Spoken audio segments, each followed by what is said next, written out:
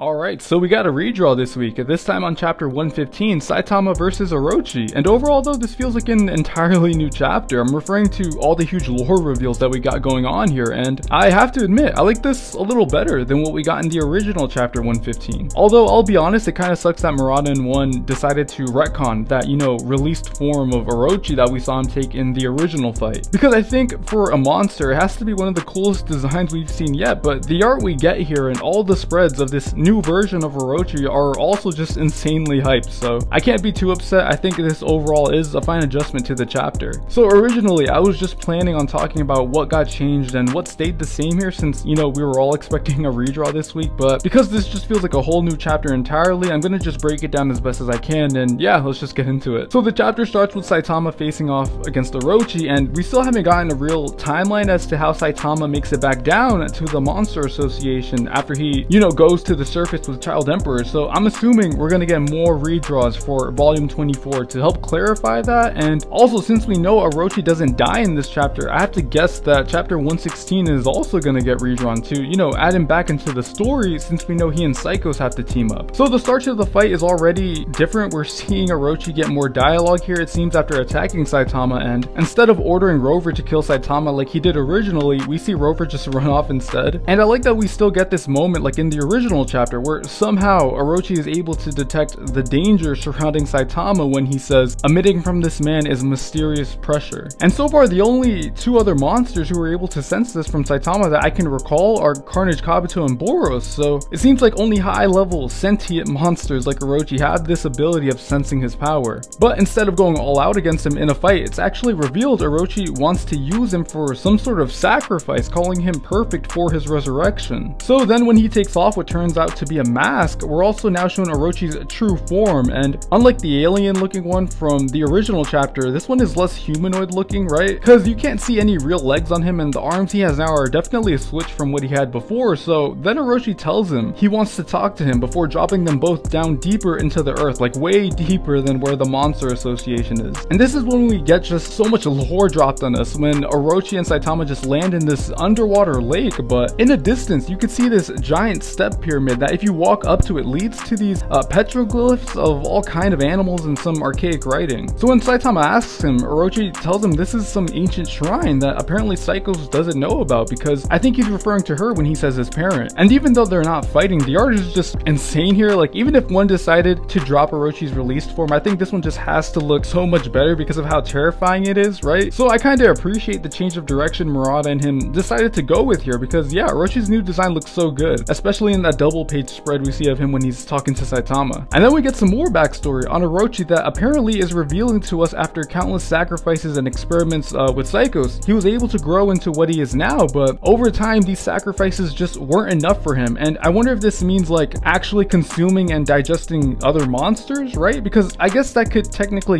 attribute to his growth, and if he's just, eating monster sacrifices. Or I wonder if by sacrifices this is referring to him constantly going through near-death experiences, but I'm gonna guess it's actually the diet that he was on, because this would explain why we're told he decided to go down into the earth to, look for a better source of energy. And then during his search, he finds this step pyramid, and in the petroglyphs that we see, we're actually shown a monster on it that looks exactly like Orochi. And this is really, really interesting because, just for a fun fact, don't ask me why I know this, it's usually Egyptian pyramids that have like hieroglyphs and animalistic petroglyphs on their wall are even inside the pyramids. So I can see the parallel one is making here, but the pyramid here looks a lot more like Aztec ones you find like in Central America, specifically Mexico. And I mentioned that because Egyptians didn't sacrifice people on their pyramid altars, or let alone even do sacrifices on their pyramids. This is a very ancient Mayan or Aztec parallel being made here. And of course, these sacrifices were made for their gods. You can look up the movie Apocalypto if you want to see like a good quality scene that shows this. So my point is, there was a certain time with ancient civilization in the One Punch Man universe that I think deliberately gave sacrifices to this character they call God. So I think we're getting some setup here to paint the picture of how evil this character really is. And we find out that Orochi was able to somehow read the hieroglyphs, making him believe that this temple here was made specifically for him and his resurrection, which is why he thought Saitama would work for the ultimate sacrifice. And I don't know, I mean, Oroshi's already alive, but somehow he thinks he needs to get resurrected, right? So this is why he wore the mask to hide his identity from Psychos until he was able to find find that sacrifice. And while he's telling all this to Saitama, he's just taking a bath here, it looks. And yeah, this is kind of disappointing because, you know, this is a huge moment, not just for their fight, but for the whole history of the timeline. And Saitama just doesn't really react. Like, you know, I get it, this is his shtick and all, but yeah, I don't know, I just would have wanted more of a reaction from Saitama in, you know, this huge reveal that we're getting. So this obviously angers Orochi. We see him charging up his body using energy from the,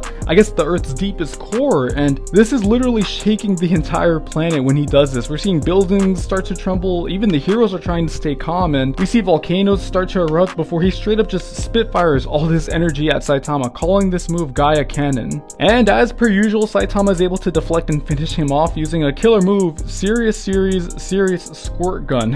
And this just destroys Orochi. We see him barely being able to walk back up on the altar because Saitama was able to just wreck the entire area, and it's actually implied when we see all the rocks starting to fall and crumble above the petroglyphs that apparently Orochi was actually meant to be the sacrifice, because it turns out God is actually who this shrine was intended for. So somehow this ancient civilization who created this temple actually prophesied the death of Orochi to finally resurrect God. Now of course we know that Orochi doesn't actually die here, and this would explain why we see God later on when Flashy Flash and Saitama see him, because it looks like he's just been waiting here in that space for Orochi to be sacrificed. And that's where the chapter ends. Now, like I said earlier, we're gonna have to get a redraw, I think, of Orochi surviving this and somehow meeting with Psychos, and also to tell us how and when Saitama made it back down from the surface to fight Orochi. So this was a huge chapter. I loved all the lore that we got, but as a fight, I'll be honest, it's kind of disappointing in comparison to what the original chapter 115 had. But hopefully Murata and 1 can tie everything up so it doesn't feel like that. And again, I loved all the lore we got, so this is one of the better redraws I think that we have. So I'm gonna end it here, guys. Thank you so much for watching. Let me know how you're all feeling about this in the comments, and if you liked the video, please leave a like. I'd greatly appreciate it. And if you're interested in more One Punch Man content, please subscribe if you're down. That'd be awesome. Again, thank you for watching. Have a great day.